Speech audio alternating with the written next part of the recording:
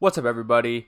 Back again with another Vanguard weapon video. This time we're going to be going over the Marksman Rifles, the loadouts for them, and what I expect for them in Warzone. This one's a little bit more of a grind because the one that I put as the worst was a little bit tough, but I definitely think they're still worth leveling up, especially for what I have ranked as number 1. But let's not drag this out. Let's go ahead and get into the Marksman Rifles of Vanguard.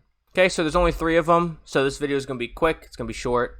The one that I have ranked as the 3rd best is the SVT-40. Now, the SVT-40, it's okay once you have it ranked up enough, but grinding it's very difficult because it's got a very slow rate of fire. It does have a one-hit kill potential, but it's really only like neck and head until you start to level it up and you get some more of the attachments. So it can be really difficult when you combine the slow rate of fire and the needed area to get a one-hit kill, because it's very hard to get 2 shots off against somebody, especially in the close range if they're a competent player. Maybe against some bad players, you can get 2 shots off pretty easily, and it's going to be a 2-shot kill. But once you add some attachments, you can grow that 1-shot kill range. That being said, like I said, it is very difficult because of the slow rate of fire, as well as the strong kick after each shot, so it can be kind of difficult. So we really had to focus on flinch resistance, so you can hit your shots when people are shooting at you, because you got to hit that 1-shot kill and you're going to die. And recoil control, so each shot doesn't shoot your gun up to the moon and back. So that being said, we have the compensator like always. You get the +1 on the recoil control with no penalties.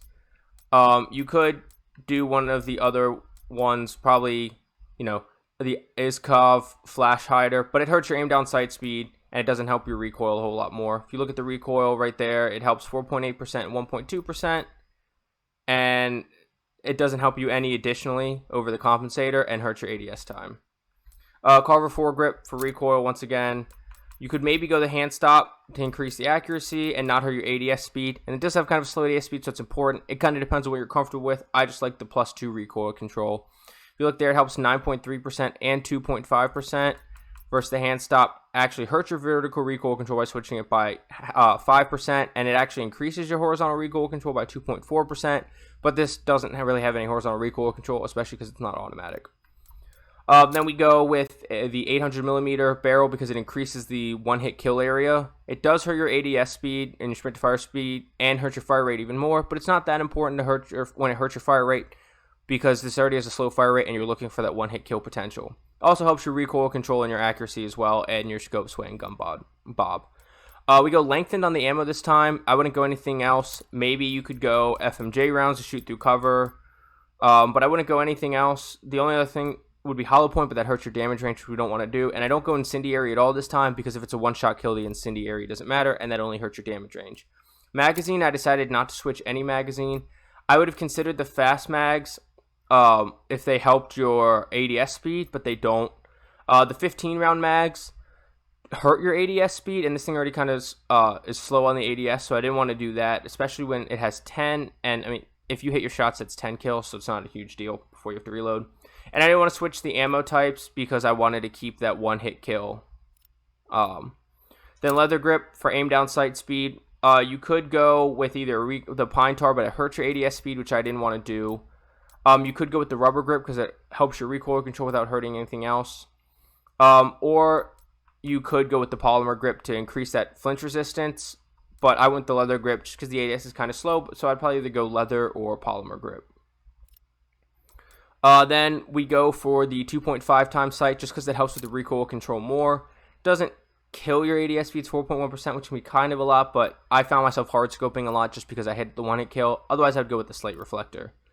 And then proficiency, vital, I think is the must because it increases the area for critical hits, so it helps increase that one-hit area. And once you have vital on as well as that barrel, this thing can actually be really effective, and most of your shots are going to be one-hit kills unless you're only hitting them in the arms and legs. Nothing else really works well for this. Perfectionist, it's not automatic, so the recoil control is not that important, especially when you lose a lot of flinch resistance. If I didn't go vital, I'd probably go focus just for the flinch resistance. And then surplus if you're leveling it up, otherwise on hand, just like usual. All right, second worst or second best, depending on how you want to look at it, is going to be the M1 Garand. Now, the M1 Garand, for especially a lot of us older Call of Duty players, holds a special place in our heart because it's been in so many Call of Duties. And that sound when you empty the clip, that ding, if you know what I'm talking about, is just nostalgic and special. But once again, we go compensator and Carver foregrip for the recoil. The recoil isn't ridiculous, but when you start maximizing the rate of fire, it does start to kick up a little bit. So the recoil control is important. It's about a 2 to 3 shot kill depending on where you're hitting. And so it is a lot of visual recoil, but you do want to manage that recoil some, so you are getting those 2 to 3 shots, especially up close. You're getting melted by ARs, SMGs, and even LMGs, especially if they're hard scoped. So the recoil control is important because you're going to be trying to maximize this fire rate, and you're going to be tapping a lot, and it does start to grow the recoil from there. Barrel, we went with this barrel, highly accurate and controllable, so it helps that recoil control as well as your accuracy, reduces the scope, sway, and gun bob, and helps with the recoil recovery. And it hurts your ADS speed and sprint fire speed. The Iron Sights barrel doesn't help with your accuracy, your control as much, and it actually hurts your ADS speed, movement speed, and sprint fire speed overall, hurting your overall speed more. The Shrouded, it helps build velocity and range and accuracy, but it doesn't help the recoil, as well as it doesn't help the accuracy as much as the custom barrel does. And the Chariot, it gives you more vertical recoil and reduces the body damage, so I don't like that one at all. So you end up with the custom barrel. Go with the 16-round drum. It helps your magazine capacity, doubles it, and it hurts your movement speed and ADS speed, but doesn't kill it. Once again, I didn't play with the other calibers. You could go with the 12-round mag. It doesn't hurt your ADS as much, but it only gives you 4 instead of 8, and I found the 8 was really helpful. Pine Tar Grip, help with the recoil control. Like I said, this thing does jump up a lot when you're shooting, so I like the recoil control. Hurts your ADS speed, but it's only 2.9%, so it's not a huge deal. Slate Reflector, because it's my favorite optic. Go with whatever your favorite optic is, but I would definitely recommend one that doesn't hurt your ADS speed. With the stock and with copper adjustable, I could definitely probably run this without a stock, but if you wanted to run a stock, I would go with this one. It helps your ADS speed.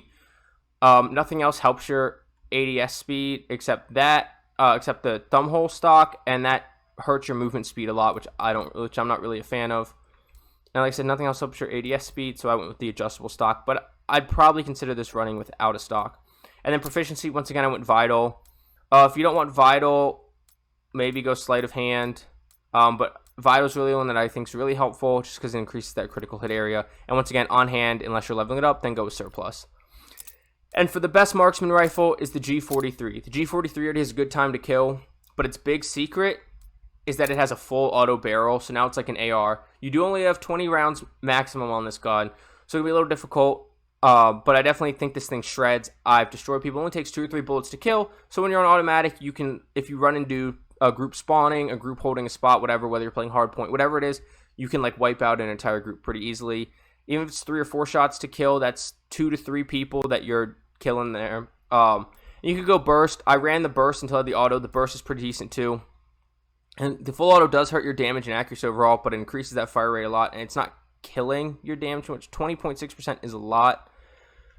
But I think it's worth it because it's like an AR.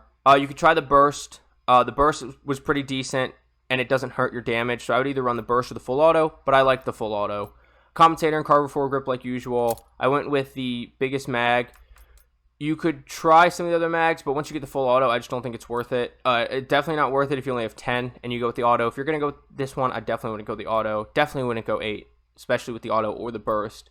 And I just don't like decreasing my firepower, so I don't go with the smaller caliber ones. Incendiary or Lengthen, just like usual. Incendiary works here because it's not a one-shot kill. Leather Grip, help your aim down sight speed. This thing doesn't have a whole lot of recoil, especially when it's built out like this, so I don't think you really need it. If you're going to run a stock, once again, it's one that I'd probably run without a stock. I went with the ZP Padded because it helps your accuracy and recoil during sustained fire. And now that I have the automatic barrel on here, of course, I'm going to have sustained fire. And like I said, it doesn't have a whole lot of recoil, so I'm not that worried about initial accuracy and recoil. The custom stock kills your movement speed. The reinforced stock helps your ADS speed, your recoil recovery, and your initial recoil and accuracy, but it hurts it during sustained fire, and I'd rather have it sustained fire with the automatic barrel. And the skeletal hurts your recoil control, your accuracy, kills your hip fire, and hurts your flinch resistance a lot. So I'd either go with no stock probably or the padded. Tight grip helps your recoil and accuracy. There's nothing else I'd really use. Maybe fleet instead, but I'd probably just stick with tight grip. And then on hand or surplus again. That all being said, as far as leading into Warzone, what I think is the SVT, we could see something like how we saw the car out of Modern Warfare, depending on how they poured it over to Warzone. to where it's faster than the sniper rifles to ADS, movement speed, all that, like we had with the car where people didn't really use snipers. They used the marksman rifle car and then the SPR when that was added later. I think we could see the SVT be something like that, where it ends up as like the car or the SPR where you're using it as a sniper even though it's a marksman rifle, just because it ends up being better than the snipers in the game. Obviously, I haven't leveled up all the snipers, so I don't quite know how I feel about those. I did the marksman first, but I could see it being that like mono warfare car role.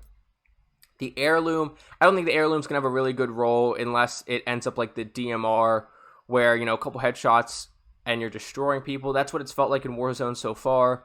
But it does kick up a lot when you shoot, so that kind of makes it hard to use. So maybe as a close range weapon like the DMR, and in that case you probably wouldn't be using this drum mag. You'd probably be looking to maximize ADS. So maybe that. And then the G43 I could see using as like an assault rifle, just the problem being that it only has 20 rounds, so it's probably going to fit into solos. So as far as leveling up stuff for Warzone, I'd probably either use the SVT, even though the SVT is kind of brutal to start leveling up in Vanguard, or I'd go with the G43 if you want to level up marksman rifles. Depending on, you know, if you want to try this as an assault rifle or as SMG with the G43 when Warzone drops, or if you want to see if the SVT could be like the car's role with the mono warfare weapons. But that all being said, please don't forget to like, comment, subscribe, hit that notification bell for more.